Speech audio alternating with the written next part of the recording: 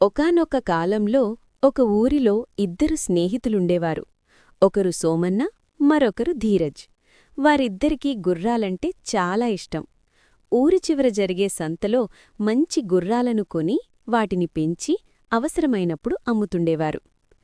ఒకేడాది దేశంలో యుద్ధం రాబోతుందని పెద్ద ఎత్తున పుకార్లు వచ్చాయి. యుద్ధం వస్తే అందరి గుర్రాలను రాజుగారు తీసేసుకుంటారని, ఏమీ మిగలదని ఊరంతా భయం మొదలైంది. ఆ భయంతో సంతలో అందరూ తమ దగ్గరున్న మేలుజాతి గుర్రాలను చాలా తక్కువ ధరకే అమ్మడం మొదలుపెట్టారు. సోమన్న కూడా భయపడిపోయి, రాజుగారు ఎలాగూ లాగేసుకుంటారు కదా, ఏదో ఒక ధరకు అమ్ముకుంటే కనీసం కొంతైనా డబ్బు మిగులుతుంది అని తన గుర్రాన్ని సగం ధరకే అమ్మేశాడు. కాని ధీరజ్ మాత్రం అలా చేయలేదు.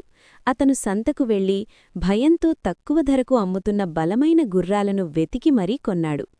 యుద్ధం వస్తే గుర్రాలు ప్రాణాలను కాపాడతాయి, కాని కేవలం భయంతో వీటిని వదిలియడం తప్పు అని అతన్నమ్మాడు.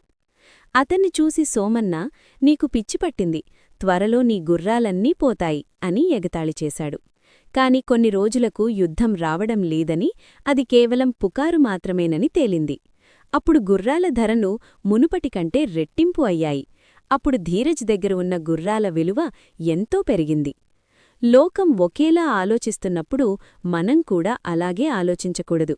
భయం ఆవరించినప్పుడు వివేకం కోల్పోకుండా నిజమైన విలువ ఎక్కడుందో గ్రహించినవాడే విజయాన్ని అందుకుంటాడు.